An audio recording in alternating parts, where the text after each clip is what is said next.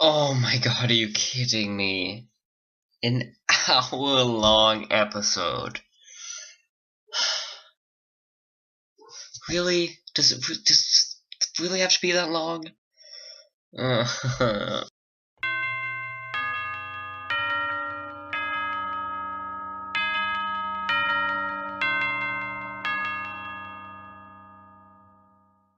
What's going on, guys? Johnny back again. Hope you are fairly decent today, because today, oh man, it's about to get even better. An hour-long episode of FNAF Show with Matt. I mean, I'm happy it's with Matt, and I'm happy we get a decent amount of questions, but an hour, really? Okay, here we go. Easy questions. I doubt Could that. you tell me the law of FNAF, please, in your the whole timeline? Sugar boy, like Sugar Boy. Sugar Boy. Stucco's new name, Sugar Boy. Hi, my name is Dawko. I'm here to sing a song to you, cause this is the FNAF show. Come on in, come inside. No need to be terrified. Together, we're gonna have a grand, amazing, awesome, spectacular, fantastic fun time! This is the FNAF show. Yep, we got another. I don't even think Scott could hour do of that. it. Oh, but in the interview, right? Did you see that I asked him some things, right? So when I did the interview with him, Of I course had he to was send sneaky. him the questions, and he took the one, like he accepted the ones he wanted to answer. So when Right. he emailed me back saying, "Hey, I'm happy to answer these," and he said he'd answer the what ending happened in FNAF 3, the good Yes. ending and the bad ending. I was like, yes, I'm so ready for this. And then I asked him, I was like, I'm put a lot of thought into this, and I'm not going to answer that. I was like, God I do damn remember it. that. Why would you approve it if you're not going to answer it? Because he's sneaky like right? that. I thought that was really weird because I saw you in the lead up to that interview saying like, oh my gosh, he accepted this question. I didn't know, I wasn't expecting him to do that one, but I thought I'd ask, and he said yes to it. I thought for sure too that I'm like, oh, that's going to be actually a really exciting order reveal, and I was not concerned, but I was excited because I'm like, oh, this will be one of the last big opportunities to get a couple extra clues as far as putting everything together. Yeah. But then kind of played it close to the chest. I was, I think he probably did it because Wait, is it gonna pause? It always he didn't does want this. to misspeak in a lot of ways. Yes, he said that. He said that before the interview. Yeah. He was worried about saying the wrong things. Right. That's always the trouble with. I just realized I never introduced who Matt is. So for those of you who don't know who MatPat is, he is the person on the Game Theorists channel, which kind of he's been having quite a bit of difficulties over the past few years figuring out the entirety of the FNAF story and the timeline and all that. So he's that guy. He's the big brain. He's the big Fazbear brain. He knows a lot, too much. Any sort of interview like that, right, is as soon as you say one thing, then everyone all of a sudden jumps into it, starts picking it apart, starts dissecting it, and it's like, let's blow it up. By him saying this, he actually meant all of this other stuff. Yeah. So Scott Kaufman is confirmed, literally. I did ask a question But he as did say usual. it's complicated, so that's a little bit of guidance to what it would Little be. bit. I'm That's saying, a good validating, certainly. yeah, I'd say it's like maybe both, and he split the timeline or something like that. And he accepted the sister location one as well with the Night 4 suit. It was interesting that he didn't answer that one because I didn't think it was that bad. Because he could have just said, "Oh, it's Fun Time Chica" or something, and you know. It wasn't as big as the FNAF 3 ending one, so I thought he was going to answer that, but again, he didn't because he's a troll. And that Of one, course. it's interesting because that one I almost understand more why he wouldn't want to answer that one, because the implications of there being a spring lock suit and sister in Baby's pizzeria or Circus Baby's entertainment and rentals at that. it's actually pretty indicative of, hey, Springlock suits already existed prior to this. It's being stored down here, and it would imply that whatever that character was, if it was, say, Funtime Chica or whatever, it would imply that Chica was early enough in the timeline that she could have been a Springlock suit and who had to be retired, right? So like that one to me actually had larger timeline ramifications and was the more dangerous question to answer. Whereas the FNAF 3 canonicity, I feel like that one is a much simpler answer because FNAF 3 in general has a much clearer place in the timeline. Yeah. And honestly, I think that the happy ending or the good ending is very clearly the canon ending because you've released those spirits and then you're left with kind of everything from Pizzeria Simulator where you're cleaning up everyone else, right? So that one to me almost felt like an easy confirmation for him to make on something that a lot of us were kind of already thinking about or already kind of assuming, and that would just kind of align with a lot of the existing lore around the game. So I was actually surprised that that's the one that he avoided both, but that one in particular that he actively didn't answer. Yeah. Other than that, I think, those were the only ones he approved. He talked about the movie a little bit as well, which was cool. He said it's going to be focused on FNAF 1, which is interesting. I mean, we expected that anyway, honestly. Yeah. Like, I wasn't expecting him to make it too complicated because he's got to bring in people who haven't heard about the games before, you know, and stuff like that. Like, if someone was going to watch the film, they'd be like, okay, so we've got normal animatronics, toy animatronics, nightmare animatronics, FNAF 3 withered animatronics, who's Springtrap, who's the puppet, who's Circus Baby, all that stuff. So it would have been too hard for him to put all of the games into one film. So I'm glad that he's stuck to the original.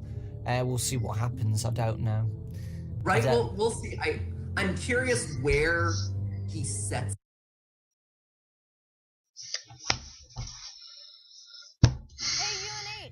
Don't use to find an space. It's any other bogus way to tell what's happening. What are you, a middle-aged man with a 9 to 5? No, you're a college student. Use rentcollegepads.com. It was made just... I'm so confused. That was great. He sets it.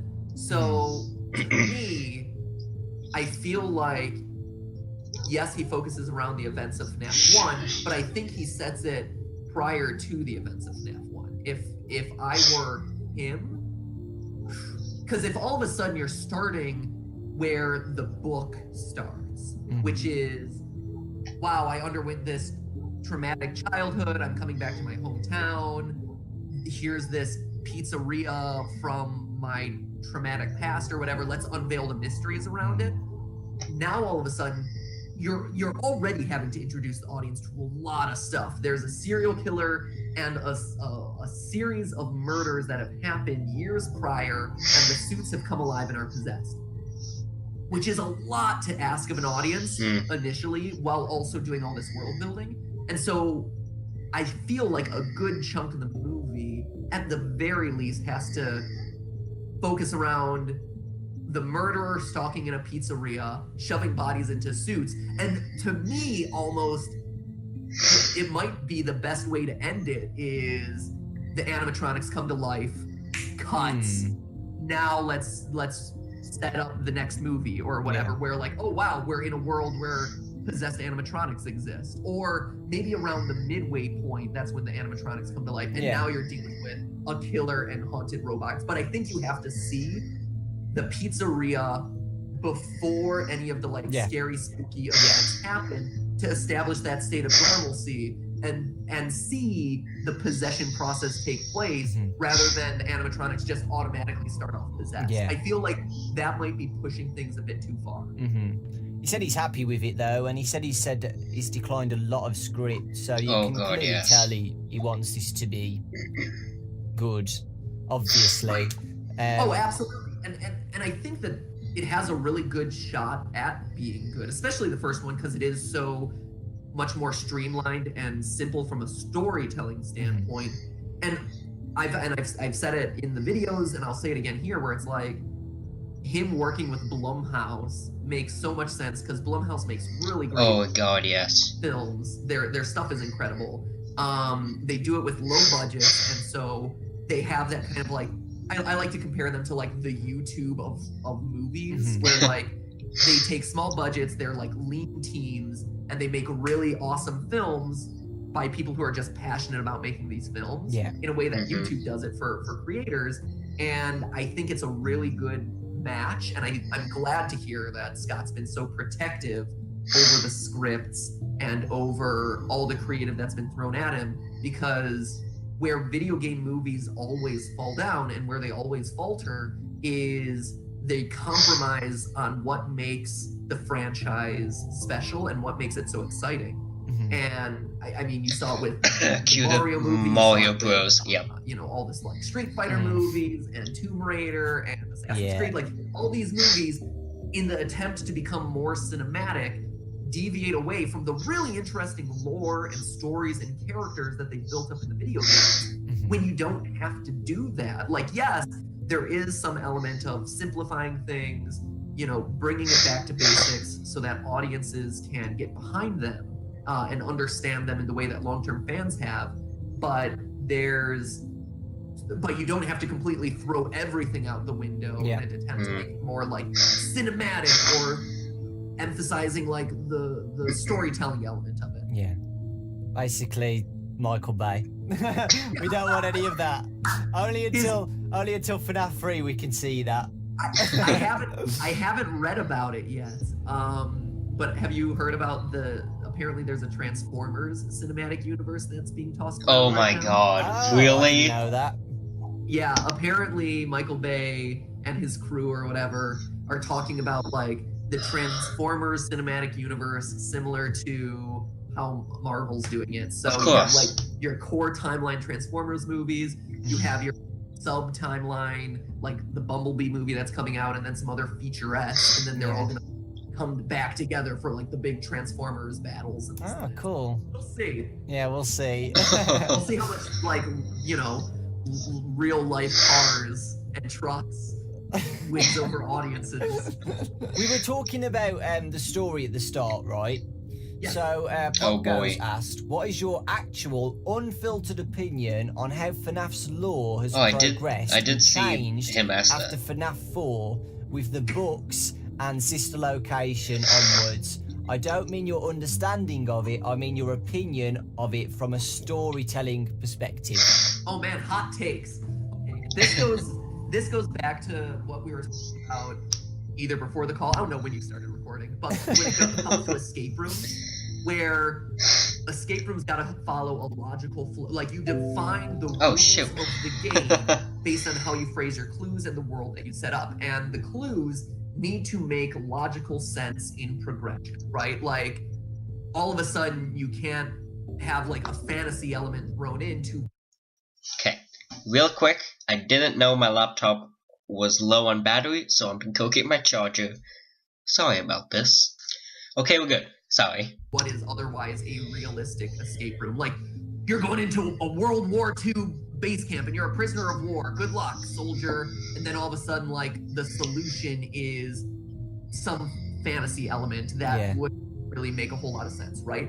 And I think the challenge with FNAF, and if I were to offer Scott one critique of the lore as a whole, is he set up one series of rules in the first couple games, and then he deviated from those rules or changed them midway through the storytelling process through the insertion of specifically sister location and the books. Yeah. What I mean by that is, in the first couple games, there was a very clear timeline of events. And when I say timeline, I very specifically mean there was dates that were specifically referenced. There was 1987. Multiple years ago, 1987. Yep. There were paychecks.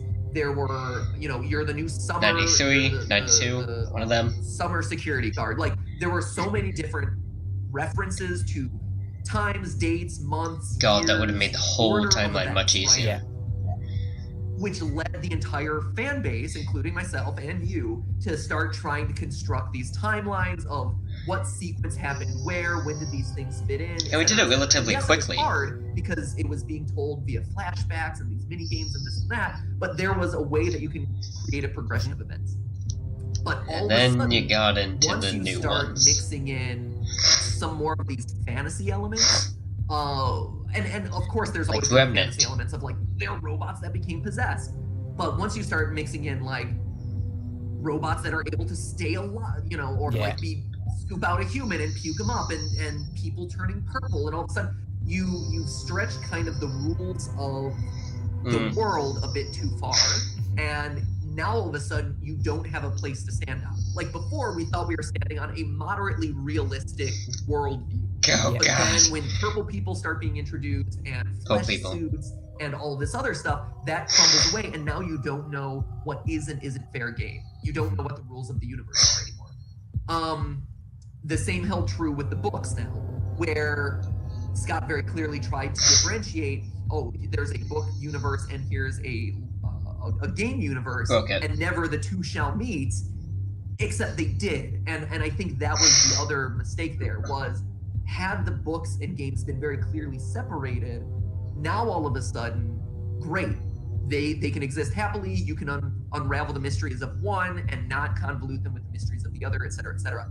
But when William Afton and his role in the business and what he does is introduced in the books and then comes over and comes to fruition in the games, there's nothing you can do but actually those two. And again, the rules of the game became unclear. The rules of lore crafting became unclear of where do He's those so lines, good at explaining things. it's so blurry that you can't actually separate the two. And so that is overall my feelings about the whole way that the FNAF story evolved over the years, right? Where it started with one set of rules, a lot of other elements came into play, and suddenly it became unclear.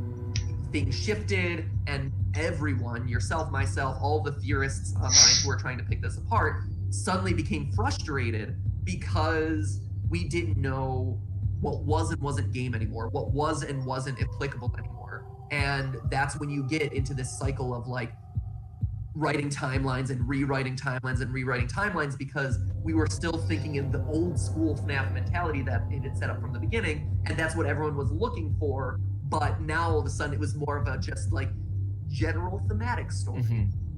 The new people got it lucky. So that's I think that's my viewpoint. I think if FNAF 4 had truly been the final game in the franchise, like FNAF 3 was billed and like FNAF 4 was billed, I think that would have been great. I think you could have made a clean cut, done awesome.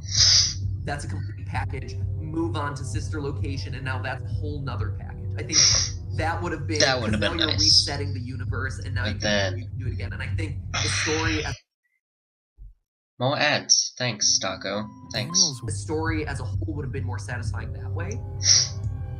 You know, so that's my viewpoint. I think it's still fun to piece together. I think it's still fun to really think about. Every time I revisit the franchise for a new game or a new theory or whatever, I discover something new or I see it in a new way, and I think that's fun and exciting. But I've gotten to the point where, do I expect to actually solve why am I so itchy? No, and I think that's sad. Like, that to me, and I think that to a large part of the fan base, is just kind of disappointing and sad, where we were expecting or hoping that at some point everything would coalesce and all the different pieces would come together into like the crystal clear story of like, this is what it is. And at best, we're gonna get kind of like muddy timelines and general thematic events and this and that give us a general understanding, but not like the definitive solutions that we were looking. Yeah, you're what about right. you, Dawko? You've done a lot of this stuff. No, my thoughts. Okay, so if you were Scott right now, and he was going to make one more game, okay, Ooh, okay. one more game, Not another one. do you think he would need to put it at like a game about Fredbear's Family Diner, or I think he'd almost have to. the location before FNAF 2. Oh. No. What game would you think he could do what would help with the lore? So if you could do something like that, what would it be? So location, lore, all that jazz. As much as I would That love could help. both. The thing is, There's too like, much. no, it's not too much. And I think FNAF 6, Pizzeria Simulator, did a really good job of It did an tying up incredible job. a lot of the loose ends. It's like, here's the origin story of the puppet, here's the beginning of the story, and here's the end of the story. In my opinion, again, where Scott started to blur the line and make it a bit frustrating was all of a sudden you have Orange Guy who Yes. is this whole other entity, Yeah. and you have juniors. Mhm. And those and at this point I like feel very confident saying that Orange Guy is Purple Guy, but like you have the bear claw that's outside the window, Yeah. you have the of juniors, you have the weird mound in Yeah. Yeah, that what's one- up with the that one mound? lit Is that just the screen, twisted all one? very clear clues A twisted that point person? to something Animatronic? in a game that overall was doing its best to tie up the loose ends. Here's what happens to all the animatronics that were still kicking around. Here's the beginning of the lore, which was pretty explicit. It was pretty explicit, like, this girl died, the puppet spooned her, and now, the puppet is this girl. Great. Henry, Please in his rephrase that. audio recordings, describes everything and explains everything. Like, if you look at, like, a lot of the core elements of FNAF 6, it was very explicit in a way that none of the other games were. Like, Yeah. it was very clear that Scott was answering questions. But the things that he seeded in, like Orange Guy Juniors and the Mound, again, were vague to the point of frustrating. Yeah. In what was supposed to be the ultimate kind of like final button on this thing. And so, if it were me, what I would have done, or if I'm Scott and I'm like, what am I gonna like? What's my new release or what's my final change to the lore? I would go back to FNAF 6 and change those three things to make them slightly more clear as to what I want them to actually solve in the overall lore. Because at that point, I think then you've answered pretty much all the major questions, right? You know the general flow of the pizzerias, you know who the Purple Guy is, you know what happens to Michael. The Springtrap, Will Trap stuff I think kind of resolves itself if you really look at it. And so you cut off kind of what are those three dangling loose threads, how are those play into the overall story, and now you've got your whole timeline. I think to me, those are the thing I would change if I were Scott. Just clarify those three things and then you're golden. Because between that and Ultimate Custom Night, you had the sense that like, okay, all the mysteries are wrapped at that point. And there were just a couple that I think he was trying to solve with those that just caused more frustration and confusion than actually answering the questions. What I would do, I don't know. I've always wanted to see the original Fredbear and Spring Bonnie. Everyone does. In their set form. I mean, I know he showed Fredbear in Ultimate Custom Night, but I meant like the ones from FNAF 4. The FNAF 4 ones, like the big chubby Fredbear and Spring Bonnie in like their full model forms, and the FNAF 2 animatronics. I'd love to see the withered animatronics unwithered, and it would be cool to see a game like that called like FNAF Origins or something, where we go back to the old logo. Scott, if you're watching this, I've said that about a billion times. I keep saying FNAF Origins. It would just be cool to go and see the old location in person, FNAF 7 like in game, instead of it being in a mini game form. And like you said, I think the Orange Guy thing, you can say things about it. You can say, well, I think it's William Afton too, but who's the guy on the couch? Who's this kid who's escaped? Has he escaped or has he been kidnapped? And stuff like that. There's not a set, there's not a set answer for it. You can say an answer, but you're never 100% certain that, that's it.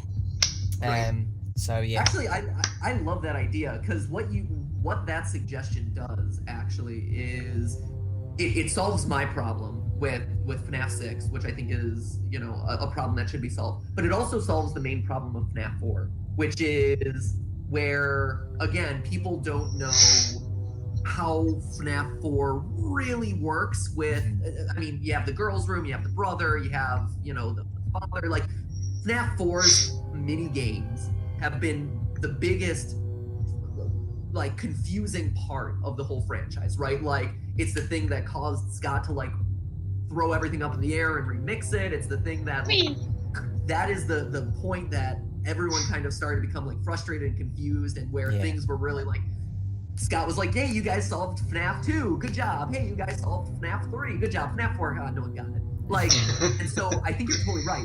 If you were to do a full-on game of FNAF Origins, which I actually like a lot, now all of a sudden you're able to answer all the questions from FNAF 4 and answer, like I said with FNAF 6, all of that origin stuff. Yeah, they could put that in. FNAF 6, orange guy, the kid who's missing, the bear claw, whatever. I think it's a great idea. Yeah, good job. He could continue those mini games in it. That was actually a really good idea. I like that a lot. Yeah. Yeah.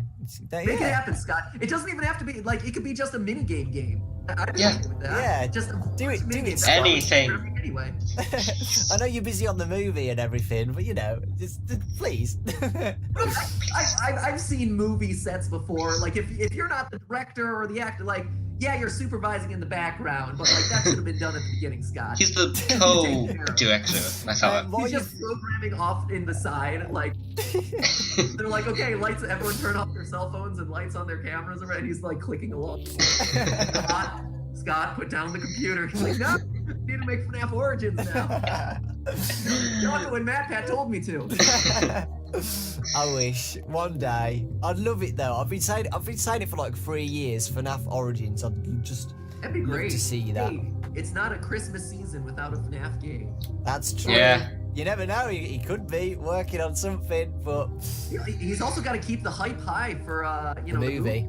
Yeah. You know, you got to keep those. 2020. Like, the franchise can't stay stale at this point, because now you got those ticket sales, and the FNAFers out there are the ones who are going to really start that process off. Yeah, exactly. What are your thoughts on the projects he said he's talking about? So, the VR game, and he's going to be working on a mobile game as well, and what's it called when a game gets put onto a console? The ports. Yeah, ports. That's it. Yeah. I think that the VR game is so smart. It's an easy win, right? Like, imagine Ultimate Custom on consoles. It's such an easy game to translate when you really think about it, because you literally are sitting in one location the whole time and, like, tapping buttons. And so from a VR perspective, it's actually not a difficult, like, it translates so easily into VR, because so much of VR is experiential, you know, one location with a very limited, like, control set. So I think the VR game is an easy win. I think horror games work the best in VR just because it's so visceral and so immersive. It'll be intense, certainly.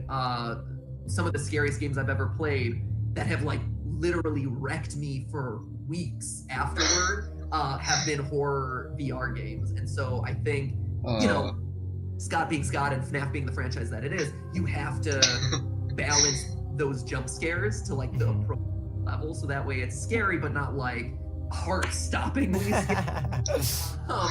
But I think big the VR news is definitely FNAF VR kills Grandma. Is an easy win. Sorry, Grandma.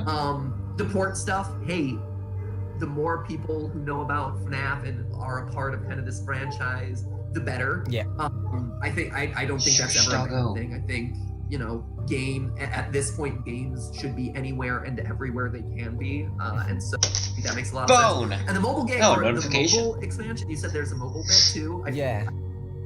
The mobile, I'm not 100% sure. Yeah, he hasn't really talked about it much, so we don't know much about it. AI. It was like, I think it was just an idea when he was talking about it. Yeah.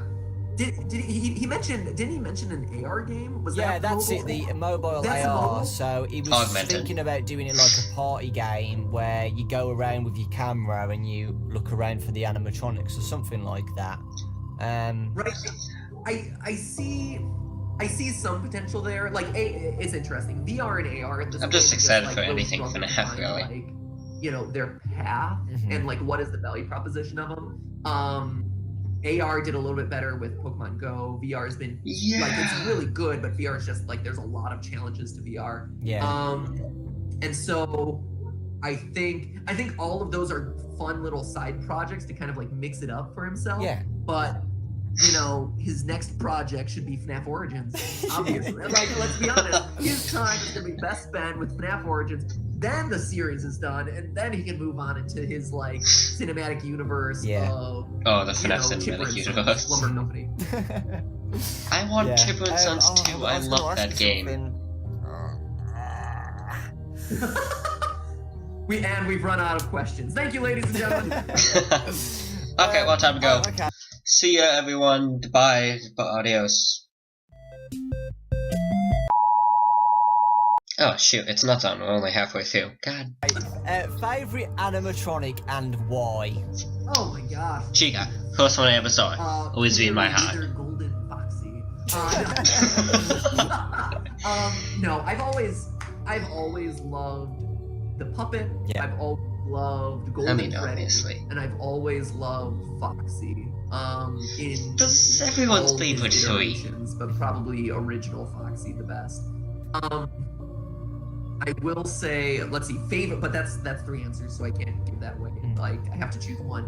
I would say if I were to pick my favorite, it would have been Golden Freddy, but I think the lingering mystery around like the one you shouldn't have killed and stuff, and the fact that like I Golden have Freddy seen falls him. into like Ad came on and it was not child friendly, and I would like to not be age restricted. one of those gray areas that Yeah. doesn't have a solid, definitive answer at this point, which again is one of those really frustrating things. I would have to say the puppet, just because the puppet is this. I love that she has a definitive answer. I love the way that she's portrayed in Custom Night, as far as like being in control of everything and kind of being not in control of Custom Night, but like, you know, I used to be scared of you, but now I'm not anymore. Yeah. Like, I love her personality as presented in Ultimate Custom Oh, Night. shoot, what's the line? I love the fact that I recognize you, she's but I'm such a not afraid of you well-defined anymore. Character, even though Such a nerd. the only time we've ever seen her is dead. And like hopping behind a window, quite honestly. Because, you know, Hello. she's a social outcast who takes it upon herself to like protect and care for all these other spirit children. She goes to the effort of setting them all free. She's enough in control of her faculties that she's able to kind of like, you know, still do all of this stuff, Yeah. but she's out of control enough that Henry has to send in Lefty to take the reins for this. Like, she is such a robust, complicated, well-rounded character that in a series where there's a lot of question marks and a lot of like half-finished characters, definitely the puppet far and away is to me so interesting and complex and fascinating. I just love her. Yeah, and like you said, it's Henry's daughter as well, so that like Right. that's why it's super cool. Really hits you right here. Favorite FNAF game and why? FNAF 2, hands down, easily. No It's just because it was the my first favorite game as well. One, it was before the lore became too complicated for its own good, and became just so bloated. But it was still mysterious in its own way. It did a great job of seeding in those mini games and taking the mysteries of FNAF 1 and really blowing it out into what the franchise would be synonymous with. I loved the gameplay mechanics. I thought that it was really smartly done with kind of like the whole keep a lid on all the different pots and flashing lights and maintaining the vents and this and that. Like, it really pioneered a lot of what FNAF would be known for down the line. Like, FNAF 1 was very much like the prototype, and FNAF 2 was like, okay, this is what FNAF as a franchise stands for. Gameplay-wise, it was really satisfying to me. Lore-wise, it was really satisfying to me. Character-wise, I thought it was really smart the way they introduced all these new characters and wizards and seeing the passage of time with them. Yeah. Really cool. Yeah, FNAF 2, hands down. It's gotta be. With Ultimate Custom Night actually being I think might have been my second place. Yeah. Just because it was so fun to figure out the puzzle of who to fit together and how. And the fact that it didn't feel so overloaded with kind of the lore reveals. But Custom Night found the right balance again of seeding in lore in a way that felt manageable and not overly convoluted, where by paying attention to the death lines, you were able to piece together who the characters were, how they fit into the story, and what questions Scott was looking to answer through that game. And that was really satisfying in a way, like it was satisfying and not frustrating in a way that the franchise hadn't been in a while, where, like I said, FNAF 6 had issues, FNAF 5 had issues, sister location. FNAF 4 was the one that really triggered it off. And so Ultimate Custom Night was like diet lore, where it's like, we're not tackling a whole timeline, we're not tackling all these characters and all these events. It's literally like little pieces here and there that you can put together to solve a couple of very select mysteries, and I really like that. Plus, being able to design your own kind of gameplay experience is a lot of fun. That's right as well. With that, it wasn't just about the lore as well, it was the game itself. I thought the game mechanics were super cool. And it was also cool too, where like the fan base had become, I don't know, fragmented in a lot of ways, where like Mike Trap versus Will Trap and Dream Theory versus not, and all these other kind of like debates that were happening internally. You had everyone splitting off into all these different factions and whatever. And what was really nice about Ultimate Custom Night was it felt like the coda at the end, where regardless of what you thought and where things had happened up to that point, it felt like we were all coming together in a final time to really celebrate the franchise, see all these characters that you had grown to know and appreciate or hate or whatever over the last couple years.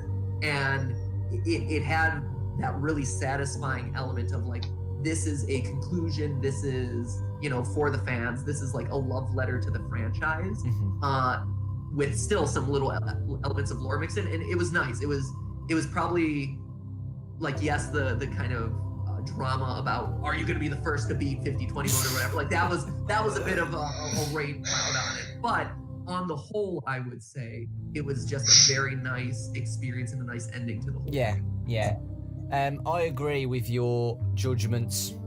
I think FNAF 2 was the best one, and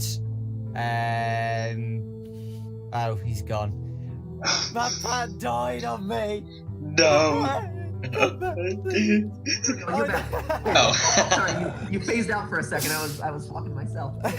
FNAF 2 for me. Yep.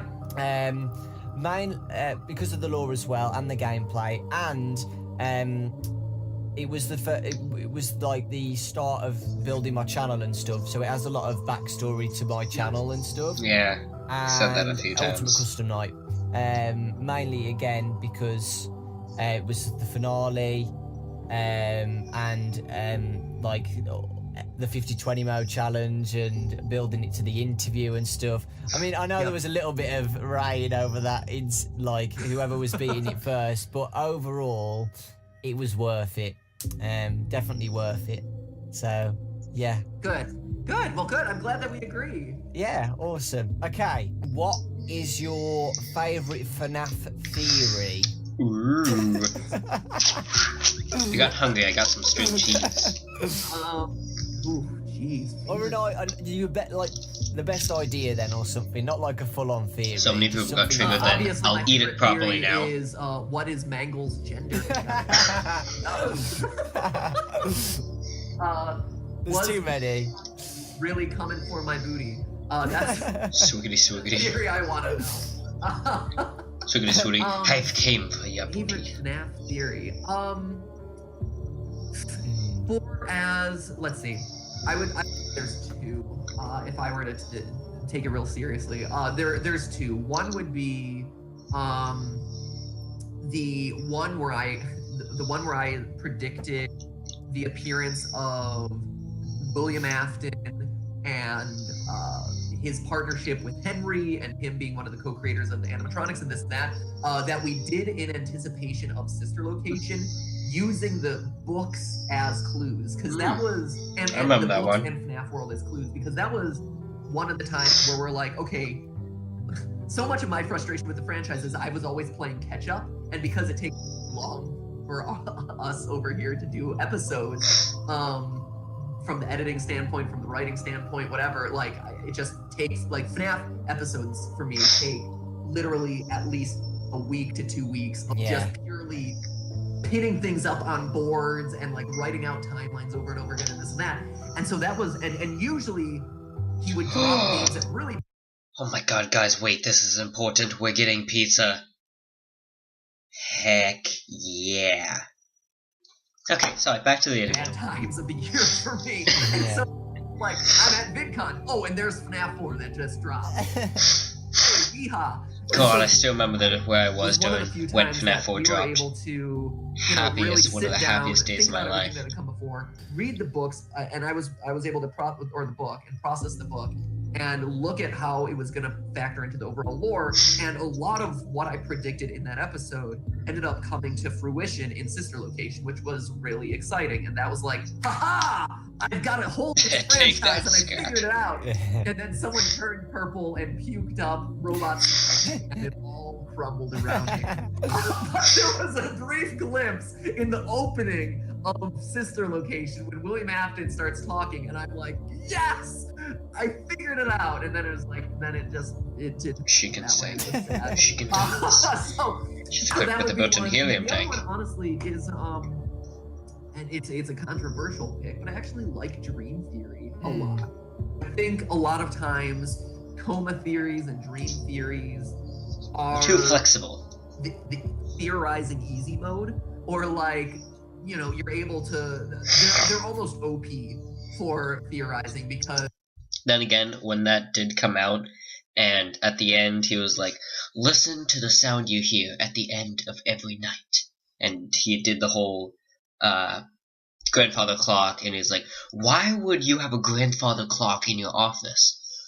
Well, you wouldn't, but you would hear it if there's a clock right outside your door, right outside your bedroom. And when I saw that, my mind literally blew up. I was like, oh my god, this guy's a genius. And I remember those days. Those were good days. So everyone who's new to the series, you should feel ashamed of yourself. Just kidding. Everything I love that you, no matter works, like, is able to be used to support the theory, and then everything that doesn't work is like, well, it's just a dream anyway. Yeah. And so I find a lot of like dream theories that are posted on like Reddit, or coma theories that are posted on like different websites or whatever. Like the Rugrats, they were in a coma the whole time. And this and that. Like, I find those really unsatisfying and frustrating because some people are like, that's the best theory ever. And I'm like, no, it's actually kind of cheap. But when it came to FNAF, what I liked about Dream Theory was it really does seem, and it really did seem when we did like the clue that we missed episode. It really did Chica's seem beak. like Chica's beak fell off. Why are they called toys? Because they are toys. That was also another one that blew my mind.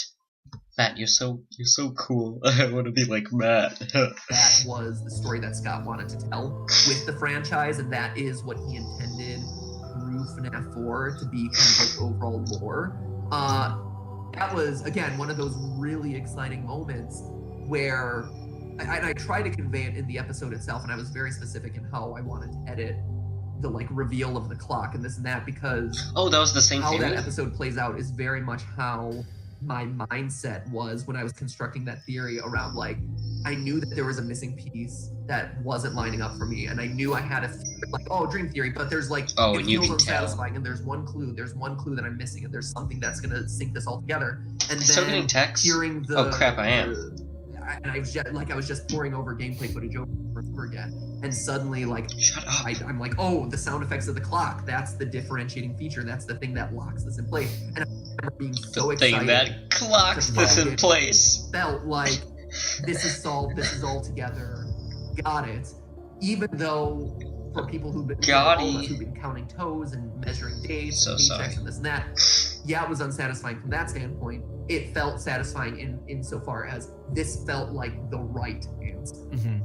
Again, it was the one time in theorizing about this game franchise, like, I got that crystal clear moment of like, this is the definitive answer. Great, awesome. You know, here's all these other questions, but what about spaghetti? I don't think we're ever gonna get an answer though. No. God, Ever. No. Like, I don't even think Scott could do it himself. I bet if Scott, right, did a book and said, this is this, this is this, this is this, this is this, we would read it and say, oh, but in the game, this is this. So how does that make sense if that is that? I think it's too much to explain all at once now, I think. But does that It's make you too feel much. unsatisfied, or are you satisfied with it now? I mean, With everything now, are you satisfied? Apart from Orange Guy. I know you hate Orange Guy. right, I hate Orange Guy. One guy's I'm the at new peace fan. with it now, I Okay. think it's the best way to put it. Like, am I satisfied? No. Like, will I ever be truly satisfied? No. But I at least understand what the franchise is now, which is exactly what you just said. Which is we're never going to get a truly definitive answer because one doesn't necessarily exist. And as much as I think people online still hold out hope that one exists, I don't think one exists, and I'm okay with that. So and that's actually why a lot of my later episodes and later theories towards FNAF, you know, late FNAF 5, Can you 6, shut and up, then, phone? Custom Night were more based on like the thematic and the narrative arc rather than let's pick apart the timeline. And yes, I did do a final timeline episode because from way back, that's kind of, again, going back to those rules that were established, that was the thing that everyone was wanting. And timeline, I think you needed to make a crack at it to just kind of wrap a bow on things. But I think in doing the timeline, what it really proved was that this is no longer a timeline story. It's a motif and a thematic story about family and about loss and about, you know, dealing with grief. I don't care about phones. Then again, I do really want the Galaxy Fortnite skin. Dealing with grief and all of that stuff that isn't necessarily what the story was when we first started, but that's what it became. Yeah. Are you working on any other FNAF projects for the future? You know, I'm not actually. I'd love to be. You know, obviously the fan base, you know, us theorists really love FNAF. I enjoy picking it apart, and you know, for as much as I'm like, oh Scott, I'm so mad, or like, oh, it's a challenge, this and that. Like, I love the franchise. I say to everyone I talk to, like, it is such a good example of how, you know, of making a game and making a story for modern gaming and for the gaming in the internet age. Scott has done such a great job of listening to the community and engaging with them and understanding what, you know, understanding who his players are and who his fans are and, you know, what they do and don't like. Like, no other game can you point to and say, oh yeah, you do a bunch of cutscenes in random Japanese anime and, you know, Yandere Chica Simulator, and like the fan base is going to be okay with it. But Scott is so confident in understanding what the tone and, you know, style of his games and his fan base is, that he's like, yeah, I can do this, and that's going to be okay, and people are going to get a kick out of it, and it's going to be funny. It's refreshing and exciting in a way that AAA gaming just isn't. You know, AAA gaming is so safe and so regimented and so predictable in a lot of cases, 99% of the time these days, that's one of the reasons why you see everyone playing more indie games and shifting towards, you know, the indie games of, you know, Steam and like small independent creators on Game Jolt and stuff like that, because they're just so much more interesting and compelling. Yeah. I had a really good question and I forgot. Hey, I got it. They're all great Okay. questions, Dawko. Thank you. No, thanks to I got some from Twitter as well. But right, I wanted to ask you this. In the interview with Scott, I think I asked him about the box. Yes, I did. I asked him about the box and he said, well, MatPat's theory is that the contents of the box has changed. Well, I think people didn't look into that or something. He said something like that. So he basically confirmed that the contents of the box has changed. Yes. Do you think, like, what do you think now is in the box? It could be Same anything. Oh boy. Yeah, man, what's in the box now? So I kind of stand by. I stand by what I kind of proposed in that what's in the box theory that I did, which is that What's in initially box I number think one? the box was meant to be the like final nail in the coffin of dream theory, which is like, or not nail in the coffin, like the thing that proves dream theory, where it's like a family photo and something to indicate like, you know, one of them was the security guard and one of them had like a mask and like showcasing like, oh, this was a boy who died, like a hospital band or whatever. I think that's where it went. I do think that he changed it in the aftermath. And then I think from that point forward, the box became symbolic. Yes. I don't think that there's a literal box anymore. I don't think that, you know, somewhere in the Afton household is this chest with things that are going to be revealed. I've got a chest. I do really think that the what's in the box idea became symbolic and became the ending of FNAF 6, where, again, I always fixate on the small little design details, and those to me are always the most exciting pieces of evidence when I'm concocting theories. And that shot at the end of the security screen and Henry talking about you're trapped where there's no windows, no doors. Yeah. You're running around in circles. And he like fades out the inner box to reveal like the actual map that they've been running around in and that exit. That to me was Scott paying homage to the box. Like that was in my mind, like, and if I were Scott, like that is me being like, hey, here's this lingering thread that I've kept, and this is the last game that I'm doing where I'm tying up all these loose threads. Here's the box, and the box is literally the pizzeria symbol. Mm-hmm. Is it figurative? Is it symbolic? Yeah, absolutely. But I think that as Scott kind of realized, hey, this is becoming a more thematic and symbolic story. Let's move this, having it be just a literal box of clues no longer. Yeah. Let's make it into something that is actually tied to the gameplay. Yeah, I think the box is just the story. That's what I think. It would have been really cool if he did reveal it at the end or at the start of FNAF 6 or something, where you just see the box and it opens and you go in the box and it's the game or something like that. Just like maybe in the film as well, he could do something like that. At the start of the film, it's the box just on its own and it opens and you go in the box and it's the film, it's the movie. To show that it's just the box represents the story. Right? Yeah, and I think that's totally a valid way to do it. Like that wouldn't necessarily be a cop out, right? Yeah. Like it's like a memory chest. It's a framing, you know. And so yes, it's a box filled with stuff, but the stuff is memories. The stuff is stories. And then maybe at the end, like of the movie or whatever, you pull out and you reveal like what the couple of items are or whatever. But yeah, you don't even need to do that. It's like hopping into a storybook. You're hopping into a time capsule. Yeah, that's what I meant. Yeah, exactly. I could do this all day, Dawko. I don't know if you realize. It's just so awesome and chill just to talk about FNAF. With somebody who loves FNAF just like me, it's just so awesome to just sit down and just talk about it freely.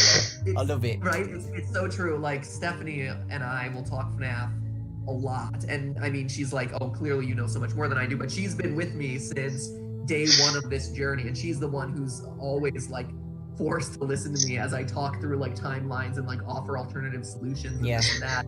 But like, yeah, it is. It's nice to have other, and then when I talk to other people like Jason who works with us, or the editors, or like the editors who work on FNAF episodes hate that. Like they all actively say, please don't put me on the They're all so done with it at this point. Yeah. So, like I literally have to be like, guys, will one of you just do this for me? Like I swear it's gonna be the last one. Please just suck it up and get through this one. And then I'm sure you'll get a fun one next week or whatever. Yeah. But it got to the point where I was like literally scraping like any last favor I had to get like, okay, fine, I'll work on the FNAF episode, because everyone was eager to pass it off to someone else. But it is really nice to talk to you about it. I can talk to Because, you know, we don't speak a lot. Because I know. you're so busy. I'm so... trust me, Dawko, I'm so lonely in my little theory corner, just like typing up scripts every week. Oh, God. Yeah, but, okay, let's go with one more. And Sure. then we'll say goodbye. Here's a nice one. Yeah, this is a nice one. When did you first discover FNAF? Ooh. It was a Twitter Man, poll, that's- right? That's thinking back a long time ago. Yeah. It was Halloween. The first. There's a tweet that actually documents it. And I remember it was That's right. Halloween because I was planning to Slender do a Man. Halloween themed game theory, Mhm. and Slender had kind of passed its prime, and a lot of people had been tossing out this new game called Five Nights at Freddy's or whatever. Yeah. And I had never heard about it, but I looked into it very briefly on the gameplay side, and I'm like, oh, this is weird, interesting, but like apparently people care about it. So let me toss it to the Twitter audience to see which episode they'd rather me do a theory on. Would you rather Slender or Five Nights at Freddy's? And shockingly, overwhelmingly, people picked Five Nights at Freddy's, and I'm like, wow, I had no idea that this was something that was so resonant with them and that they were so excited about. Let me actually look into this. And I knew so, about it before as he I did. took it more seriously, and as I started, I found about it in that's August, when I started to September. see, like, oh my gosh, there's like these hidden articles, and Yeah. there's an like story here. This isn't just like another generic like jump scare game. Like there's actual substance to this. And so it was shortly after the release of FNAF 1 Oh, FNAF 1. Simpler times.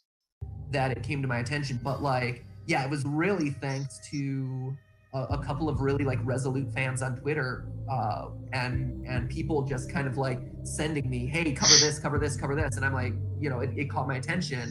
And it wasn't until they really showed enthusiasm for it that I'm like, wow, there must really be something here. Let me really dive into it. So Yeah.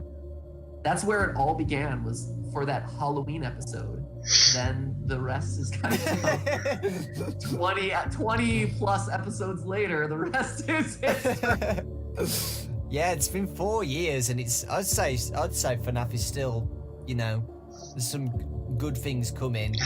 So Oh yeah, absolutely. yeah. Hit my nose. I was the same as you. I'm gonna be a normie and say I watched Mark play it because I did. Oh, Wow. that's so funny. Yeah. Yeah, and then I did a stream on it on Twitch, and that's it. So That was it. And then you were locked. yeah, just like you. Except I didn't have the pressure like you. I just played games and then did a little video on some small theories. I think we said this in the interview. So, like, the good thing about what, for me, is that I just do theory idea videos. Right. I don't have to put it all together and have the pressure of putting it all together. I just say, hey, here's my idea. Let's do another video. Hey, here's my idea on I this should do bit. things like that. So, yeah. Right. I've noticed that you've gone in that direction, and Yeah. I'm like, oh, sneaky son of a gun. He's like, it could be this, or it could also Yeah, be. that's exactly what I did, so I don't get people raging at me in the comment section. Yeah.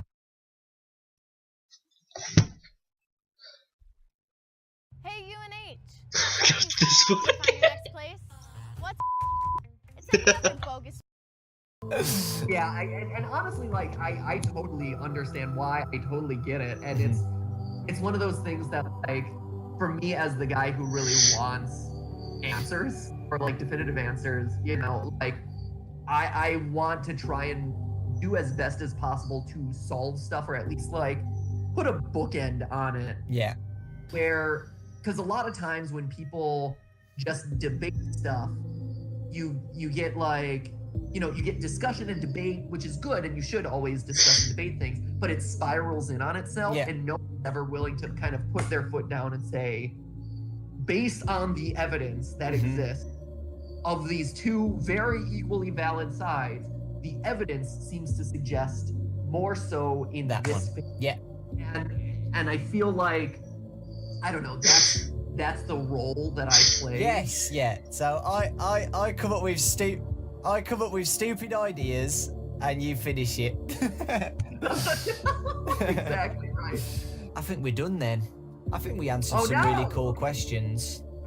That was a lot of fun. Hey, if you ever want to do this again sometime and talk more FNAF stuff, I am always game, sir. Yeah, awesome. Well, if you're not busy, because I know you're a busy guy, I don't want to take too much of your time.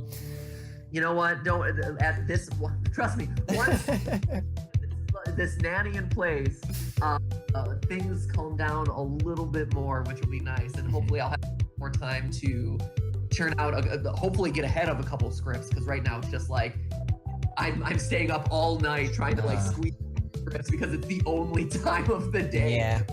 Either like here's a baby, or here's like the emails or the questions that I need to do, and so like to actually have a concentrated amount of time where I'm not getting interrupted like every half hour or whatever to actually theory crap, and a struggle right now. So hopefully like by next week it's more of a stable state and things are kind of wrapped up and able to do more of this stuff. So because I'd love to catch up even more.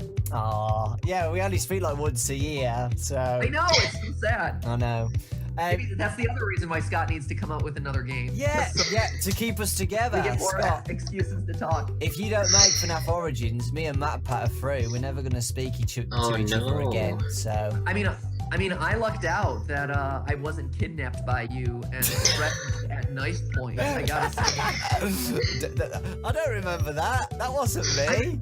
What are you talking is about? that still online, by the way? Yes, it's still online and monetized. It's monetized. Wait, is it monetized? Yeah, of course it is. Wow. Knife point. And wow. Good one. Clap to YouTube. Well done. Thanks, YouTube. I appreciate that. Thank you. When I saw that, I was like, oh my gosh, I hope Dawko's channel doesn't get like copyright struck or not, but like community guidelines struck. Yeah. Wow. Good on you, sir. Well done. Thank you. Well done. I got away with it, just about. Wow. The comment section on that was crazy. People actually believed it. Really? Yeah, people were believing it, that I actually took them hostage and I killed them. So, yeah. I had to point out that it was, you know, an edited movie, but, you know. That's amazing. Yeah, we're done now. But before we go, right, Yes. people have been saying, can you say, well, that's just the FNAF show. Thanks for watching. Okay, absolutely. Let's do it. Okay. But hey, that's just the FNAF. Oh wait, no.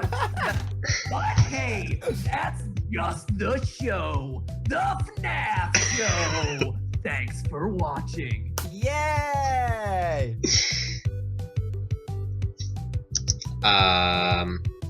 Haven't seen that, but it looks good. Seen that. And now I get to go eat pizza. That's good. That's good to get Matt on now. But now I want to go get pizza, so I'm gonna go do that. Bye.